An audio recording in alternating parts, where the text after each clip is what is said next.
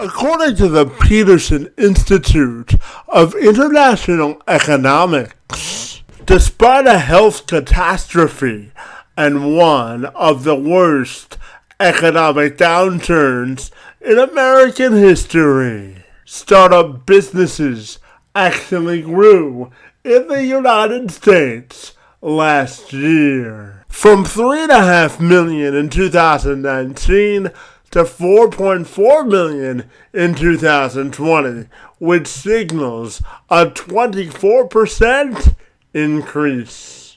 Samuel Sanders is the author of Your Next Big Idea. Improve your creativity and problem solving. Throughout his career, he's seen how the idea process works in all different sized companies, and he's on a mission to ensure he provides other entrepreneurs actionable steps they can take to grow their startups. He joined me this week to have a conversation about the evolution of entrepreneurship and how we can infuse the space with the next big idea. I'm Kevin McShann. Let's have this conversation.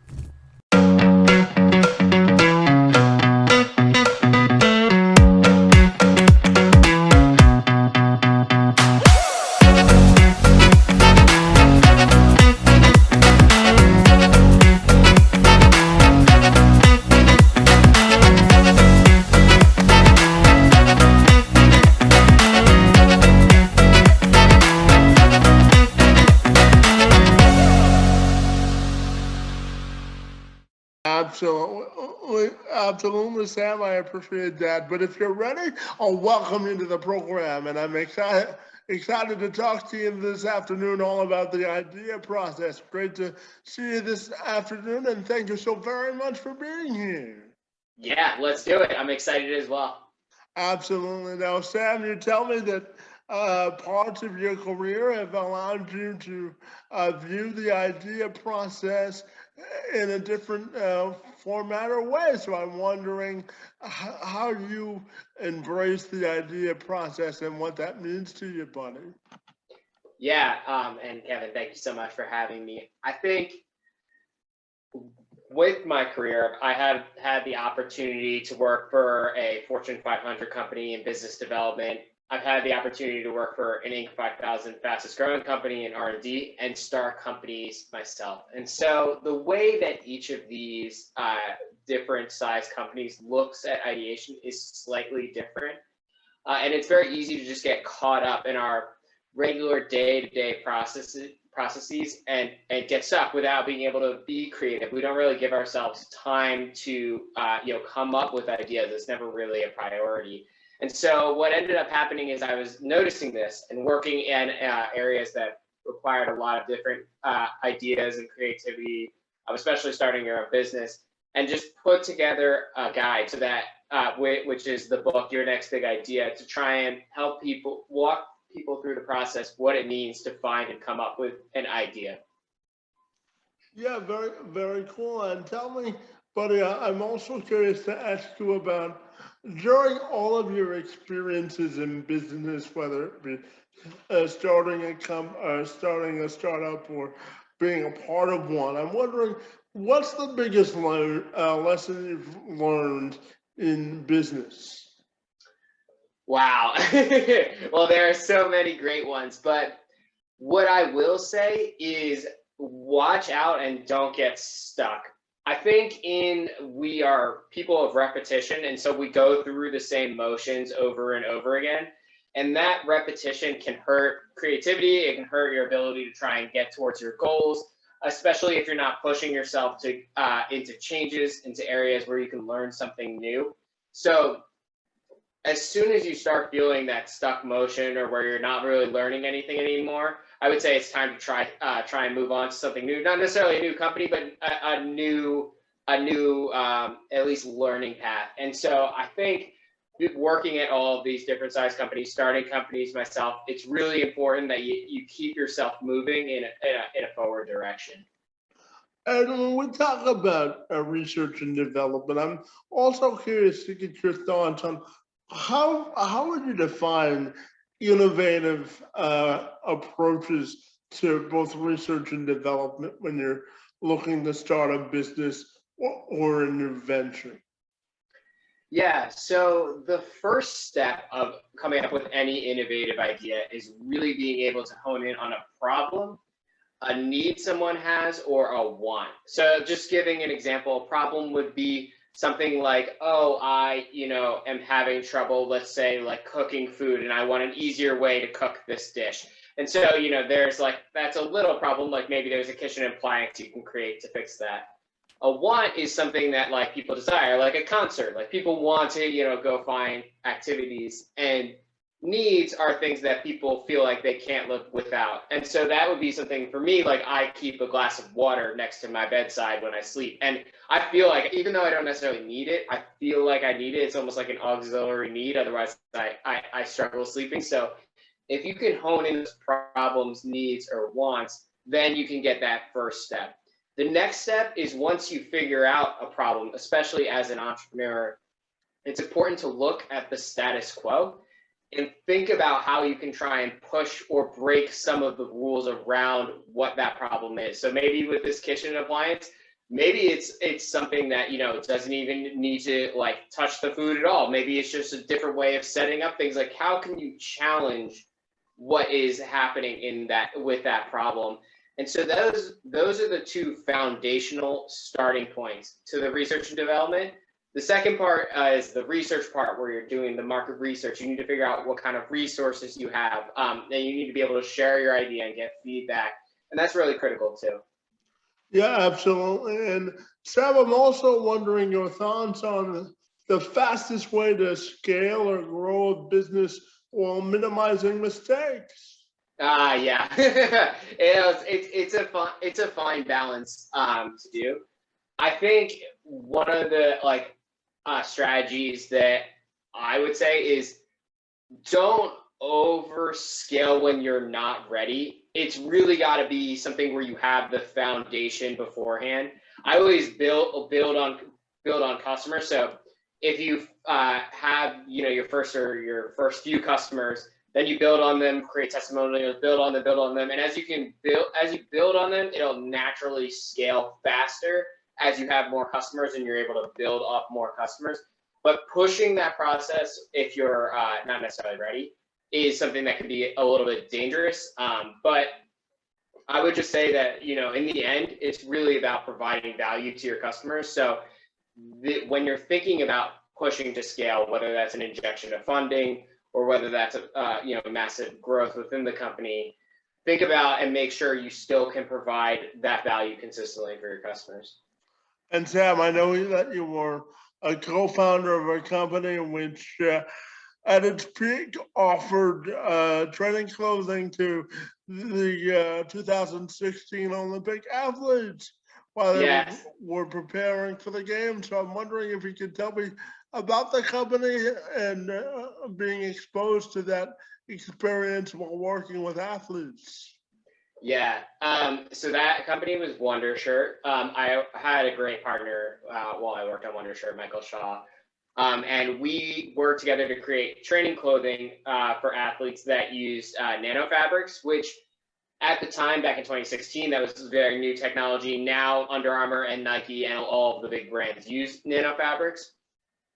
It was a really unique process because when you're working with athletes and coaches of those athletes, you're really working with people that are very particular and looking for the highest, level of science. So they're a little more willing to take risks with some newer stuff like nano fabrics, which was just starting to become big back in 2014, 2015 when it was getting more mainstream. And then, getting those in the right hands, getting to the people that need them most. That's what it's really about. And the way we went about that is before the Olympics, we were in the process of developing, and we reached out and tried to figure out if there was anybody who was interested in working with us, getting those getting that clothing out there, and like even via some of it was cold email, and we just had some success when we were able to show some of the science behind it. Fabulous. And Sam, I'm gonna share a little piece of information about myself. You know, Sam, I was born with what's called spastic quadriplegia, cerebral palsy. It simply means that I don't have enough oxygen in my legs to walk normally. And I look at entrepreneurship as a real space for folks with disabilities to gain a sense of inclusion. So, you know, one of the tenets that I live my life by is that inclusion is the gateway to independence. And, you know, I think for folks with disabilities, entrepreneurship is a great way to foster an environment of inclusion. So I'm wondering your thoughts in that area as well. Oh yeah. So in the book, I actually write about, and I've written actually some articles for Advertising Week about this too. So creating a diverse team when you're starting a company is so critical. It really helps open up your perspective. And what I mean by diverse is when you bring people in with different experiences, with different backgrounds, from all, you know, like, I guess I would say like walks of life, that person has a new perspective you can bring in. So, I mean, Kevin, your perspective is fantastic. This podcast is amazing. Like, so bringing you into a project, you're going to have a drastically different perspective, not only on business, but on life than I do. So I think like it is in entrepreneurship, that's a space where there's a lot of building of ideas. There's a lot of new creation. There's a lot of trying something new. So when you bring a diverse group together, that's really something that can be foundational and make really great results. Thanks for sharing that, Sam. And I know that you're working on a whole bunch of new projects, including the book we spoke about before this began. So I'm wondering if you could tell the people out there all the great work that you're currently up to, buddy. Yeah. So the book is called Your Next Big Idea. It basically outlines the process of the first step of entrepreneurship. How do those creatives, those entrepreneurs, those innovators come up with those big ideas that end up moving forward? And that's available now. I'm also run a company called Herd, which is a software company that helps local governments connect with citizens more effectively to make sure that everybody's voice is heard. It also helps the governments organize their feedback from citizens. So I'm working on those now. Most of it with the pandemic has been towards the book and like getting the book out there. But yeah, if you're interested in the idea process, you want to understand how people come up with ideas, then Your Next Big Idea is right for you. Yeah, Sam, and I'm also curious to always ask authors this question to sort of give me the inside scoop of the publishing process and the hurdles, the obstacles, or the successes they've had during that process. So I'm wondering if you could share a little bit about that. Yeah, it's it's hard. So Your Next Big Idea is my first book, and so it is the first time I jumped into this process, and it can be really overwhelming. I would say that like to anybody who wants to be an author, like the first battle and the first hurdle you need to get through is just getting in a draft finished on paper. Once you're there, it almost feels like a sunk cost. Like you're like, I have to keep going. Like I already have a draft here. The next step around that is you go through the editing process, and there are a lot of different types of editing that you can go through, from like line editing, like grammar, or like development editing, where you're looking at the big picture, trying to reorganize information or see where things are weaker.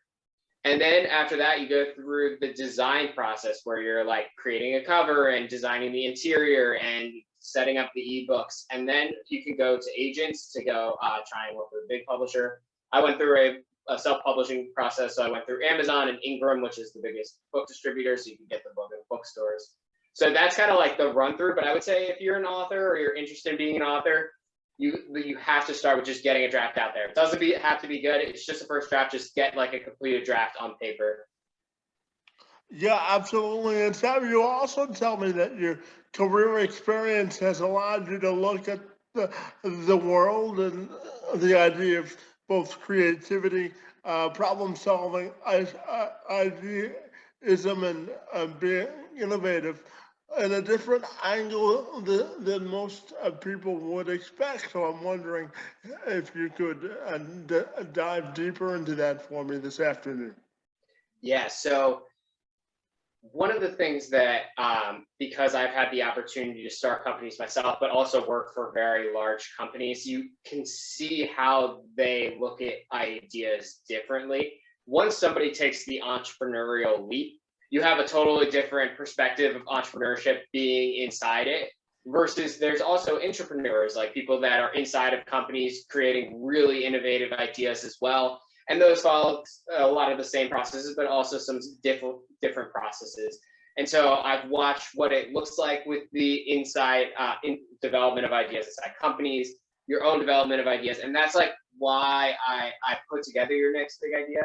I think a lot of times like people just look at entrepreneurship and think like Google or Facebook, but that's not really like a fair analysis of what entrepreneurship is. Those are innovative companies, but that's really like a company that's well established. That doesn't talk about like the garage where ideas are formed or how you go through that initial process. And if you don't really understand how to come up with ideas, then you're not going to be able to make a way to start a successful business. So I think just being able to see that idea process in so many different areas really helped illuminate how to go about that process. And it all starts with that problem finding, identifying those problems, and really honing in on how to go about solving them. Yeah, absolutely. And Sam, I'm also fascinated to get your perspective on the future of startups and the industry in general, and how you think that might evolve over time. Yeah, I think what is happening now is you're going to see either more diverse group of people starting startups. The access and the ability to start a company is becoming much easier with time, and so I think that opens doors to new people in all different, either with all different backgrounds or all different financial situations, to be able to start a company much cheaper and be able to put themselves out there. You'll see a lot of like freelance borderline companies where people will start doing a little thing on the side and building that up, and then all of a sudden it becomes something that is the foundation of a company. So I think the space is set to get increasingly diverse, and I think that's really good for the space as well, because when you bring in more diverse voices, you can cater to a more diverse audience more effectively. And I think it's a really exciting development that we're making it easier and cheaper to try and take that entrepreneurial risk. Yeah, fabulous. And Sam, I'm curious to ask you how you define personal fulfillment and happiness. Yeah, so definitely a tricky question, but I think it's a matter of finding something that you're passionate about and being able to express that in ways for enough amount of time that gets you to happiness. So you don't need to be like doing the thing that makes you happy all the time. Otherwise, it may not even make you happy anymore. You just have to find those little things in life that make you feel fulfilled, those projects, those like little learnings or whatever it may be, and give yourself real time to actually work on them and don't let them slip away. Whether that's starting a business, whether you just want to learn something new, whether you just didn't have a hobby you really enjoy, or people that you really enjoy spending time with, just make sure you chunk that time and give those aspects of your life time. Yeah, absolutely. I think it's all about making sure that you prioritize what's important to you, huh? Yeah, and giving yourself that time. Don't let it slip away. Like, don't let those priorities slip. Sam, one of the things because I have trouble saying no to people when they ask me to do stuff. So one of the new tenets that I'm living by is if it's not on my schedule, I don't agree to do it, right? There you go. Got to give yourself that personal time. Yeah, absolutely. And tell me, How do you think you want your personal and professional legacy to be defined, both in business and personally, buddy? I'm curious. I think there's kind of this cloud around creativity, innovation, and those buzzwords. And I really want to be someone that can cut through that and explain how you get to that process. I'm someone that believes like anyone can be creative, anyone can be an entrepreneur. They just need to understand the steps to get there. And so if I could have a legacy where this book, Your Next Big Idea, can help people break through or help people understand the idea process, then that can channel out a lot more businesses, a lot more great ideas in just in life in general, and really hopefully be inspiring in that. Hopefully, people will be inspired in that way to start something new or try something new. Yeah, absolutely. And Sam, tell me finally, if people want to get connected with you, buddy, what's the best way they can do that? Yeah, you can go to yournextbigideabook.com. So that's like yournextbigideabook.com. And then there's my Facebook pages, Twitter, social media, Goodreads, whatever you follow on. You can also email me from there and get in direct contact with me. So that's the best way to reach me. Fantastic. And I would be curious to ask you just before we wrapped up about your background behind you, buddy. Is there a special meaning behind the background behind you? Yeah. Yeah, I tried to create it. And so just for the people that are listening, it's a chalkboard with a lot of, drawings and designs on it. I tried to use some of the images that I have in my book and just kind of like some creative ideas, just drawn up there that I did in my free time. I don't know. It's fun for things like this. So yeah. It's a creative podcasting background. There's nothing else. There you go. Yeah. Well, Sam, I want to thank you for making part of your making time in your Washington Wednesday to spend some time with me to talk about the idea process. Your time, energy, and efforts on my behalf are most appreciated. And I want to thank you for being here, buddy. Yeah, and Kevin, I want to say thank you as well. The work that you're doing on this podcast and the work that you're doing in general is really inspirational. And like as soon as you reached out, when I learned about you, I was so excited. So I think everything you're doing here is so important, and it just really, you are an inspiration. So thank you. Well, thanks for those kind words, and thanks for the time. It's most appreciated, buddy. Yeah, this was great. Thank you.